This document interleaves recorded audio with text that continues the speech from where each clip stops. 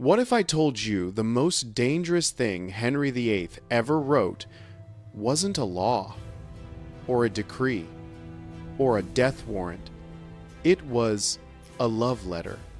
8 years before Anne Boleyn walked onto a scaffold, the King of England was writing to her like a man with no crown at all, obsessive, desperate, and quietly humiliating. Letters so intimate that if they had been read aloud in court, Henry's authority would have cracked in half. And yet they survived. Stolen, smuggled, locked away for centuries, far beyond Henry's reach, like a sealed confession from a man who would later claim God gave him the right to kill. Because inside those pages, Henry isn't a legend, he's a warning. So, if you're here for history's darker truths, the ones polished over in textbooks, subscribe. You're about to see what those letters really reveal about the king who broke an entire kingdom just to possess one woman and then destroy her when she stopped being useful. Now imagine a vault deep inside the Vatican archives stone. Cold. Silent. The kind of place where secrets go to die. Among banned manuscripts and royal confessions sits something almost absurd. 17 love letters from Henry VIII. 17 letters from the most powerful man in England, and not a single surviving reply from Anne. That detail alone should make your skin crawl, because that silence suggests a terrifying possibility. Henry erased her voice on purpose. After her execution, he could burn her words, destroy her presence, wipe her side of the story clean. But he couldn't reach what had already vanished into enemy hands. And those letters, his letters, tell a story he would have done anything to bury. How did they end up in Rome? One chilling theory is betrayal. Someone close to Anne, someone she trusted, quietly feeding information to the Vatican. Couriers intercepted, copies made, private promises turned into intelligence. The Pope wanted to understand the mind of the king, dragging England away from Catholic authority, and these letters gave him a front row seat to Henry's unraveling. Because when you read what Henry wrote, you don't see romance, you see obsession developing in real time. In one letter, Henry admits he's been struck with the dart of love for over a year of nights spent awake, consumed by a woman who wouldn't let him have what he wanted most. And the tone is what makes it disturbing. There's no command, no royal certainty. No, I am the king. Instead, it's begging. He writes like a man starving for approval, like a servant hoping for scraps. He confesses how long it has been since he kissed her, like he's keeping score of his own humiliation. And it gets even stranger. Henry doesn't just write, he decorates. He draws. He repeats their initials H and A intertwined again and again, as if ink could bind her to him. Hearts appear in the margins like a lovesick boy trying to make his feelings permanent. But tucked inside the sweetness, the mask slips. He doesn't hide what he wants. He's explicit, physical, impatient. One infamous line has Henry saying he wants to kiss her pretty duckies, a term used as slang for a woman's breasts. Picture that for a second. The supreme lord of the realm writing something that intimate, sending it by messenger across the countryside, risking exposure because desire made him reckless. If enemies had intercepted the wrong letter at the wrong time, it could have shattered him. But the obsession was stronger than the risk. And here's what makes Anne Boleyn so fascinating, because she understood something Henry didn't. Men who can have everything only crave what they can't. Anne had watched what happened to women who gave the king what he wanted too easily. Her own sister, Mary Boleyn, had been Henry's lover, and when he grew bored, Mary was discarded. No lasting protection, no permanent power, barely a public memory. Anne learned from that. So when Henry offered her the role, no one refused mistress. Secret possession. Anne did something almost suicidal. She said no, not no forever. No, until you marry me. That wasn't romance. It was strategy. A woman without an army forcing the most powerful man in Europe to play by her rules? She reframed the offer so she didn't insult him, but she changed the game. And Henry, completely unprepared for a woman who wouldn't submit, spiraled. His letters grew frantic, insecure, needier.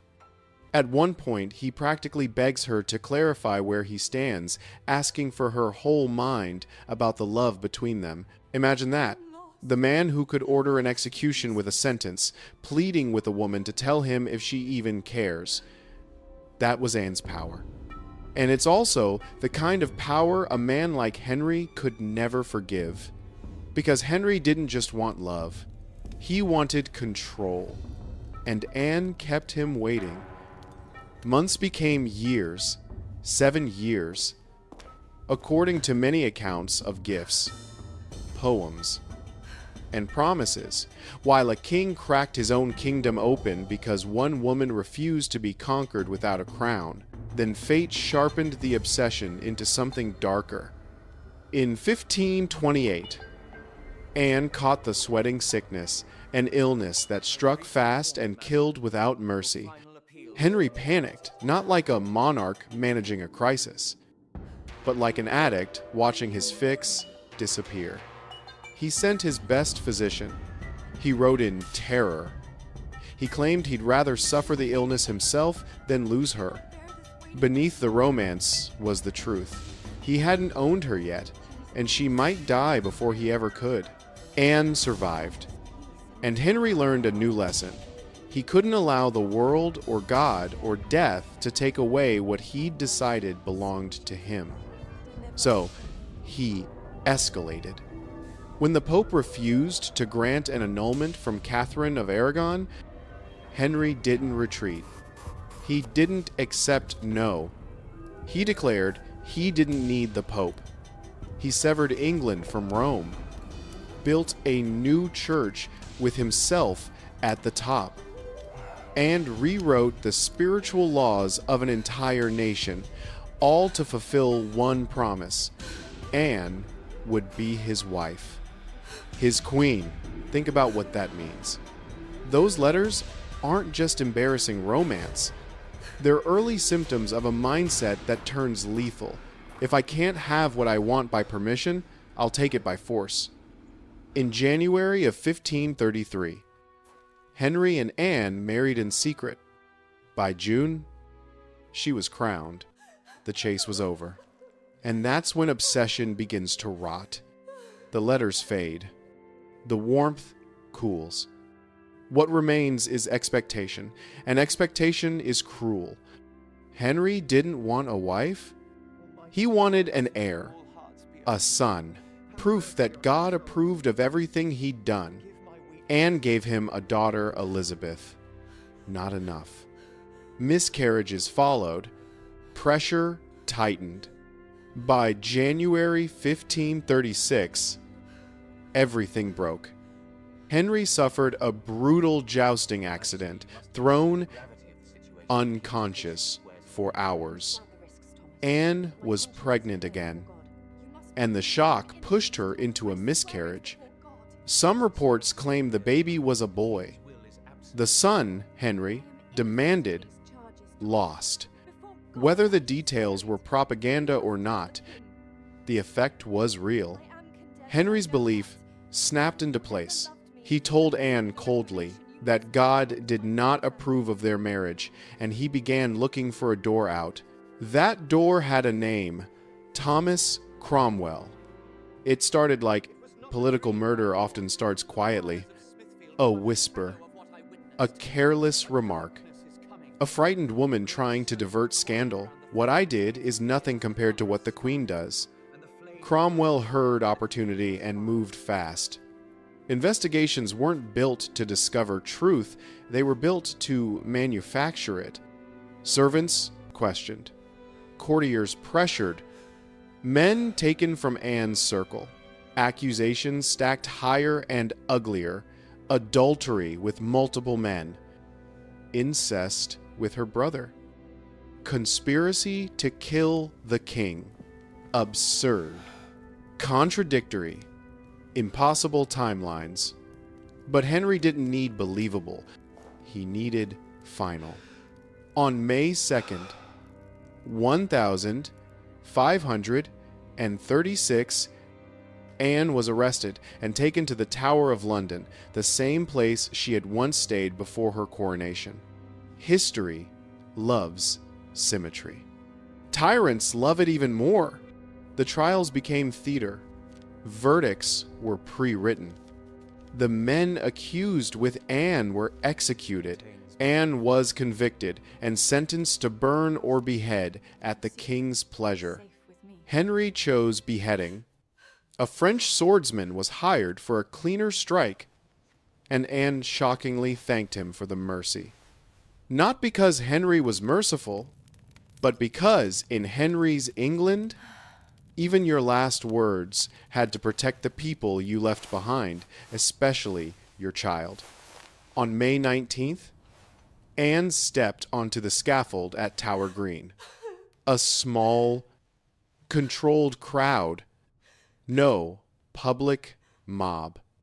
No riot risk. Just a carefully staged killing inside the walls. Anne spoke calmly. She praised the king. She avoided declaring innocence in a way that could endanger Elizabeth. It was her last act of strategy, her final attempt to keep her daughter alive. Then, the blindfold, the kneel, the prayer. The executioner called out for the sword as a distraction. Anne turned her head instinctively, and the blade ended it in one stroke. Here's the part Henry didn't count on. You can erase a woman from your court. Carve her initials off walls. Burn portraits. Destroy letters. Declare the marriage invalid. The daughter illegitimate. The whole story, a mistake that never happened. But you can't erase the truth of what you revealed about yourself, because somewhere beyond Henry's reach, 17 letters survived. And they expose the pattern. A king who confuses desire with destiny. A man who reads no as an insult. A ruler who would rather destroy the world than feel weak. Henry didn't love Anne Boleyn the way we like to imagine love. He needed her. He wanted to own her. And when the chase ended, when she could no longer give him the son he believed he was owed, the obsession didn't turn into heartbreak. It turned into rage.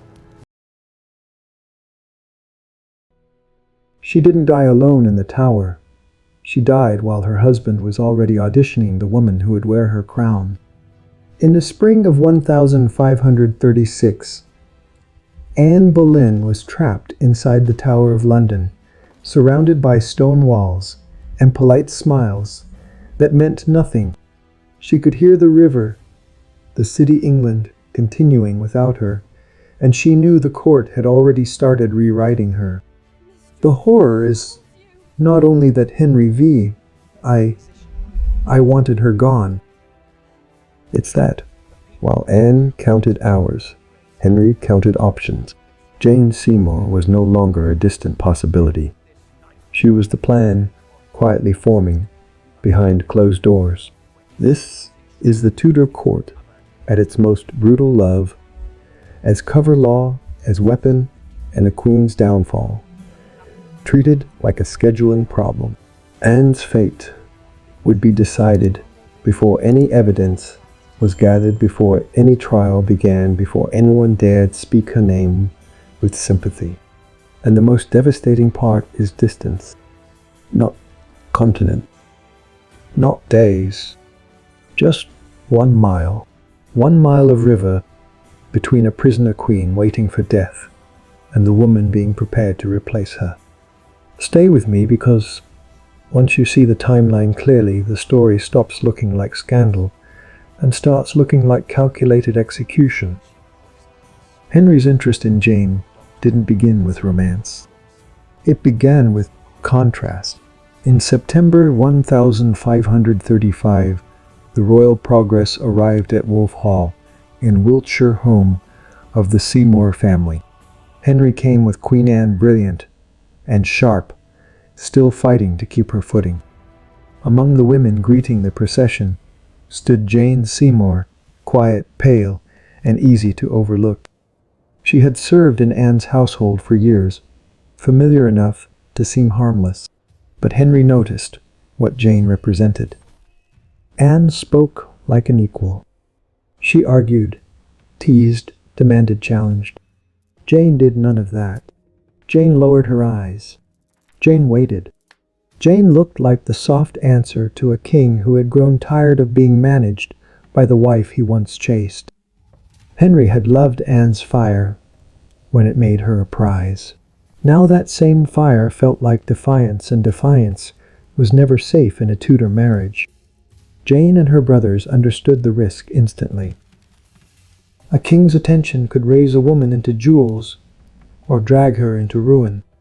The Seymours treated Henry's gaze like a crack in a wall and began to widen it carefully, quietly, with discipline. Back at court,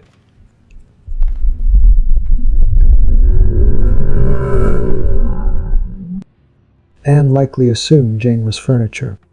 But the men who survived by reading power saw the shift immediately. The first real move came through a gift.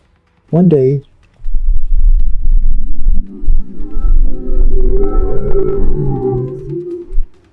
one was summoned and handed a bundle from the king.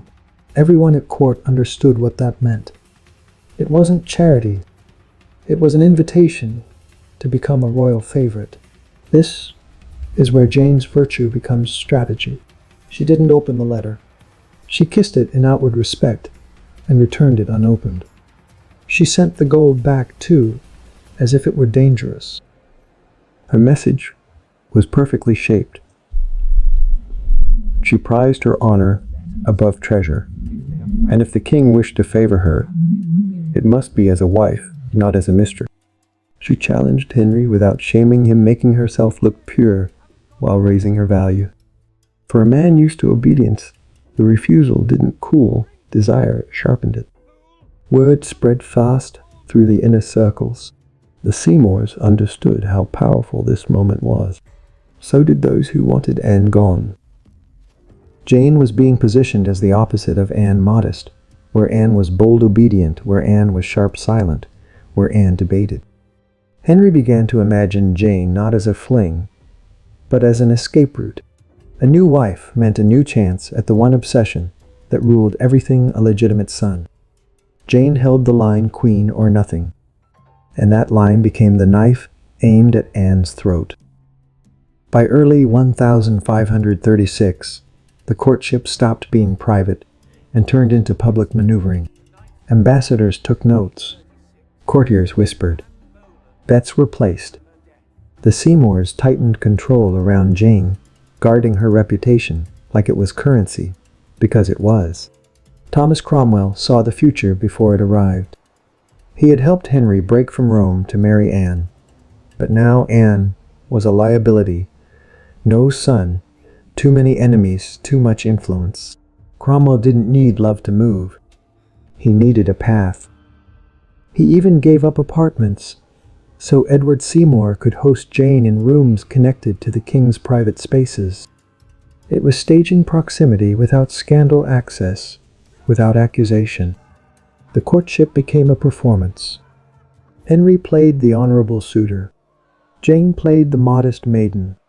Her family played protective guardians. But beneath the performance, something darker was taking shape. Ending Henry's marriage to Anne through normal means was impossible without chaos. So the solution shifted from legal separation to total removal. Anne could feel the temperature changing.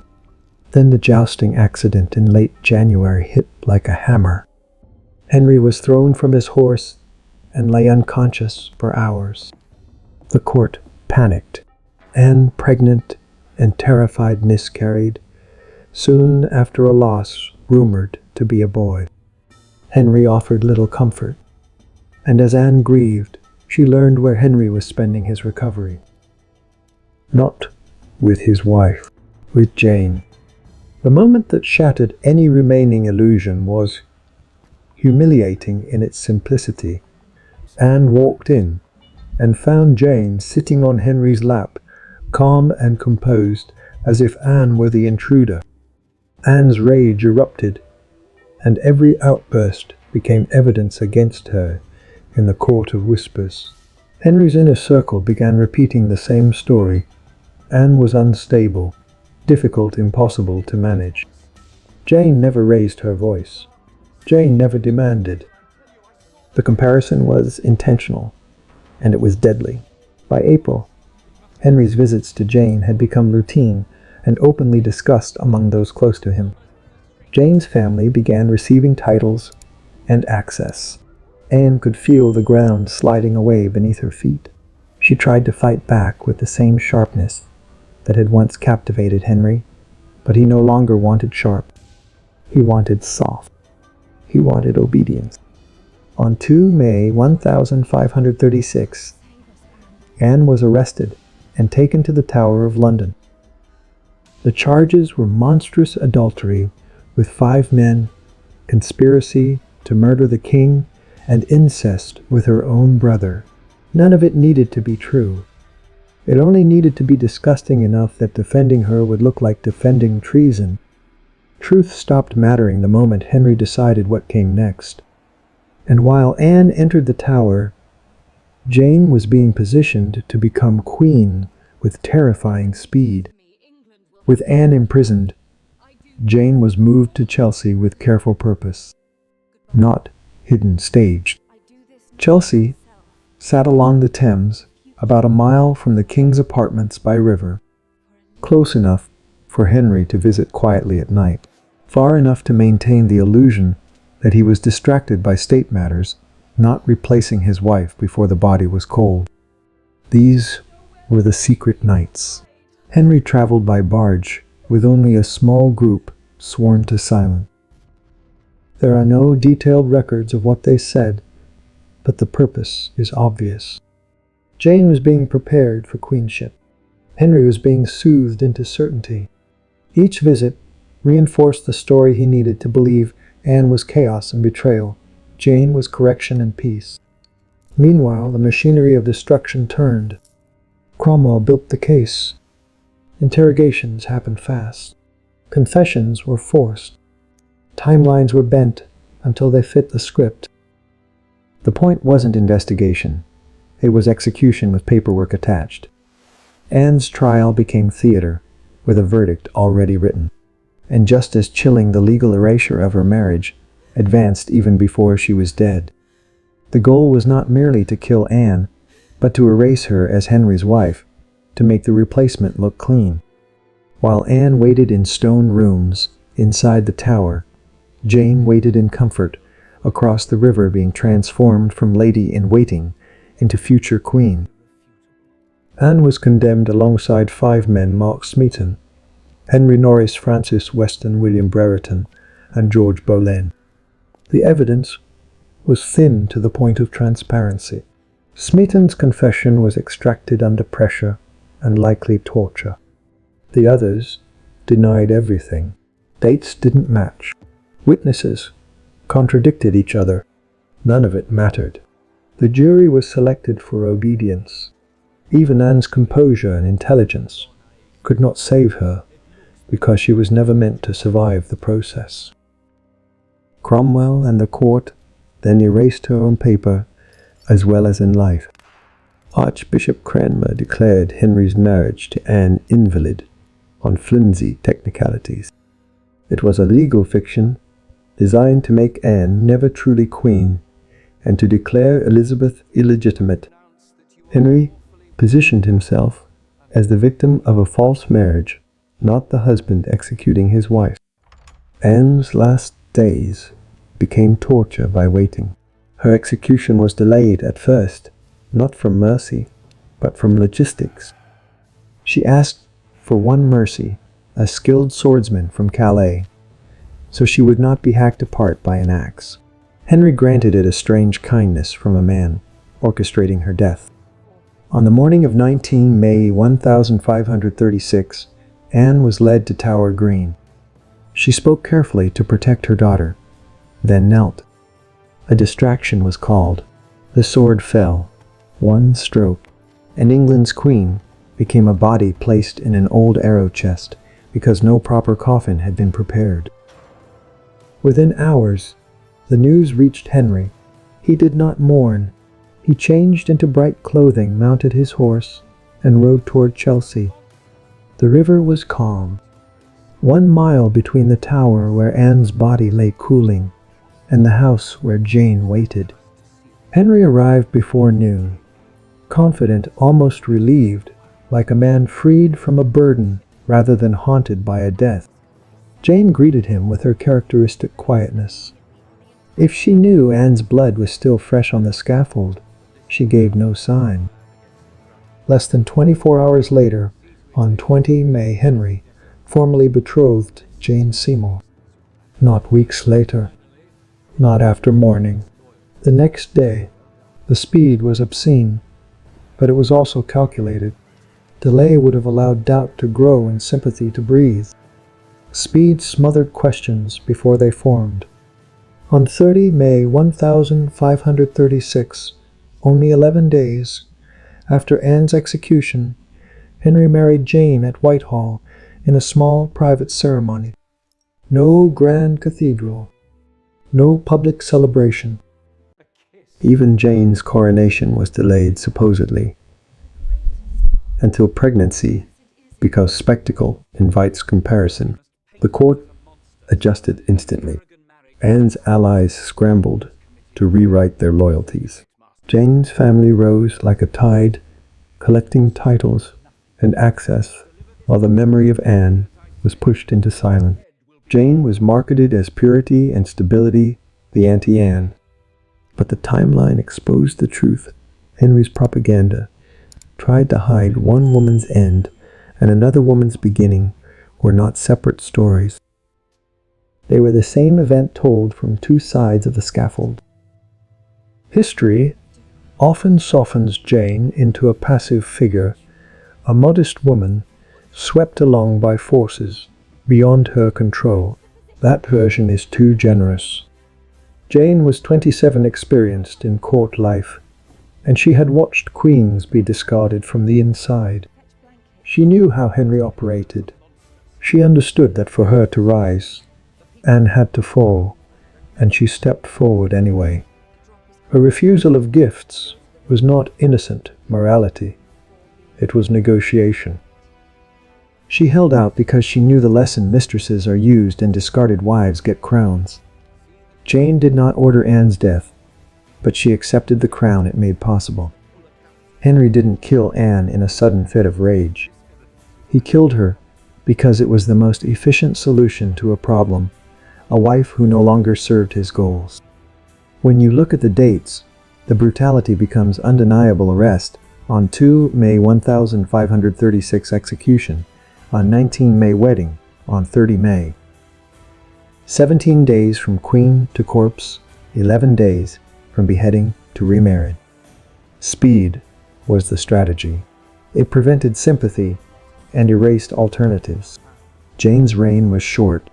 In October 1537, she gave Henry the son he craved, Edward, then developed a fatal infection and died on 24 October 1537, 12 days after childbirth.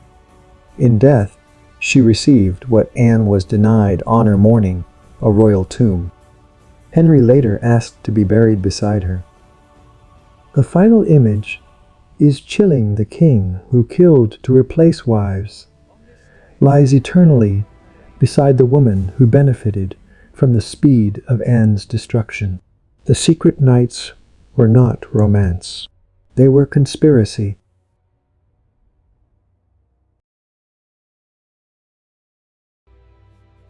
On May 2nd, 1536, Anne Boleyn, Queen of England, walked through the gates of the Tower of London. 3 years earlier, she'd entered that same fortress in triumph, wrapped in gold, headed for a crown. This time, she arrived in chains. And what followed wasn't just an execution. It was 17 days of deliberate psychological torture designed to break her mind long before they took her head. If you think you know how Anne Boleyn died, you don't. Because the darkest part wasn't the blade, it was the waiting. In the spring of 1536 times, the royal court was buzzing with rumors, whispers that the king had turned cold, that someone powerful wanted a queen erased. Behind closed doors, Thomas Cromwell began weaving a trap so precise it would be almost impossible to escape. And the first thread was a terrified musician with no protection at all, Mark Smeaton. A young man in the royal household was seized without warning. He wasn't noble. He had no family name to shield him. And after interrogation that many historians believe involved torture, though official records never say the word, Smeaton confessed to adultery with Queen Anne. That confession detonated like a signal flare on May Day, while tournaments and feasts distracted the court. Sir Henry Norris, one of Henry VIII's closest companions, was arrested. By nightfall, he was on his way to the Tower, protesting his innocence, while the king left the festivities with a face witnesses described as dark with rage. Then the charges arrived, crafted not just to condemn, but to disgust. Anne was accused of adultery with 5 men. One of them was her own brother, George Boleyn.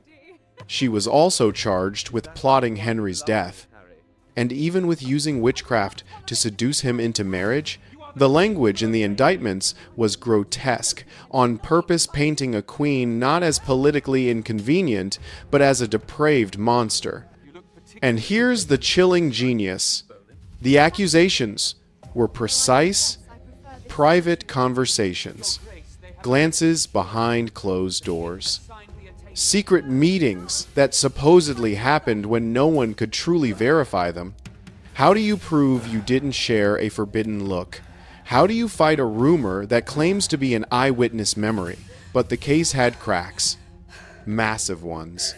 Later researchers found that many of the dates and locations listed in the charges were impossible. Anne and the accused men were documented elsewhere, sometimes miles apart. The evidence was fabricated in May 1536, though facts didn't matter. A machine had started turning, powered by Cromwell's planning and Henry's will. On May 2nd, Anne woke up as Queen of England. By midday, royal guards arrived at Greenwich with orders to take her immediately. No ceremony, no formal reading of charges, no time to prepare. She was brought by barge along the Thames, the same route she'd once traveled in celebration for her coronation. This time, there were no cheers. Just the splash of oars and the slow realization that the river was carrying her toward death. When she stepped onto the stones at the tower, her legs buckled. She collapsed. And when she finally stood, she asked for her father. She asked for her sweet brother. No one answered. Anne demanded to know the charges. Again, silence. Terrified. She asked if she would be thrown into a dungeon. The constable of the tower, Sir William Kingston, told her no. She would be housed in the royal apartments, the same room she had occupied before her coronation. That was the point. Luxury as a weapon. Fine rooms, tapestries, windows overlooking Tower Green, while guards watched the door. Every beautiful detail became a reminder of what had been stolen. And Kingston assigned women to attend her, which sounded like respect, until Anne realized the truth. They weren't there to comfort her. They were there to listen, to report, to make sure nothing she said stayed hers. No lawyer, no private counsel, no confrontation with her accusers. Every conversation monitored, every tear observed. Kingston kept notes, mood swings, frantic questions. Brief moments of composure then sent those reports back to Cromwell. This is what torture can look like without ropes or fire: isolation, surveillance, and uncertainty. Anne's imagination filled the gaps. Was an innocent laugh now evidence? Was a casual kindness now seduction without facts? Her mind became its own interrogator. On May 10th, a grand jury declared there was enough evidence to proceed. 2 days later, 4 of the accused men faced trial. The process was swift. Only Smeaton maintained his guilty plea. The others fought desperately. It didn't matter. Guilty. Condemned. Then Anne and George Boleyn faced their own trials. 27 peers judged them, including Anne's uncle, the Duke of Norfolk. Anne defended herself with composure, admitting only harmless acts of patronage. George dismantled the accusations point by point until one final trap was sprung, a note containing a poisonous question implying the king's impotence and questioning Elizabeth's legitimacy. George read it aloud. The moment sealed his fate. The verdicts were unanimous. Guilty. Anne was sentenced to die by burning or beheading, at the king's pleasure. Henry chose beheading, and his court called it mercy. But it wasn't mercy. It was control. Henry ordered a skilled swordsman brought from Calais using a sword instead of the traditional English axe. Cleaner, faster, more elegant, more theatrical. Anne heard about the swordsman and made a grim joke saying she had a little neck. People sometimes mistake that for bravery. But sometimes laughter is what a mind does when it's trying not to break. And then Henry delayed.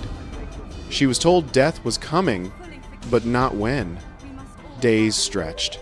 Each morning, she woke wondering, is this the day? Each night she survived felt less like relief and more like punishment. On May 17th, the men were executed. Her brother died proclaiming his innocence. Anne was not allowed to say goodbye. She just waited alone, surrounded by watchers. Finally, a date, May 18th, 8 in the morning. Anne spent the night in prayer, arranging what little she could control, her final words, her last dignity. Dawn came, 7 o'clock, then 8. Nothing. The scaffold wasn't ready. She had prepared to die, gathered her courage, made peace, and then she had to do it all again. Kingston apologized as if announcing a delayed dinner. How do you prepare to die twice in one day? That delay, intentional or not, was the final cruelty. It scraped her nerves raw. It stretched the torture to its limit. The next morning, May 19th, something changed. Certainty. No more guessing. Today would be the day. Anne chose what to wear with purpose, a dark gown with crimson beneath martyr's color, then an ermine mantle reserved for royalty. Not vanity. Defiance. she would die as a queen, not as a broken prisoner. She walked to Tower Green, where a small, carefully selected crowd waited. The French swordsman stood nearby. The sword itself was hidden in straw so she wouldn't have to stare at it. On the scaffold, Anne spoke with careful precision. She would not admit guilt. But she would not openly attack the king either, because her daughter's life depended on what she said next. She prayed for Henry, praising him as a gentle and merciful prince while standing on the platform built to kill her. Some heard irony. Others heard a mother protecting her child. Then she knelt upright, blindfolded, neck exposed. The executioner called out to create a distraction. Anne turned toward the sound. And in that reflex, the strike came clean. One blow. Instant. Silence fell over Tower Green. Cannons fired from the tower, announcing to London the Queen was dead. And then came the final indignity. There was no coffin. Anne's ladies stood stunned. In the end, a guard found an old elm chest, an arrow box from the armory, and Anne Boleyn's body was placed inside. A queen reduced to a piece of military storage. She was carried to the chapel of St. Peter ad Vincula, inside the tower grounds, and buried quickly in an unmarked grave near her brother. No monument, no carved name, as if Henry wanted her erased, not only from life, but from memory itself. But history doesn't stay buried forever. In 1876, during renovations under Queen Victoria, workers lifted the chapel floor. Beneath the stones, they found bones mixed together in shallow graves, hurriedly buried centuries earlier. Among them, investigators identified remains believed to be Anne Boleyn.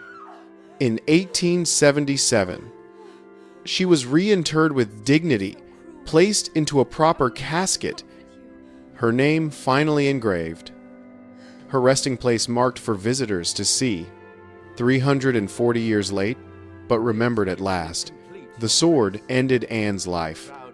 But the true weapon was the 17 days before it, the isolation, the surveillance, the unanswered questions, the deliberate uncertainty, the rigged trials.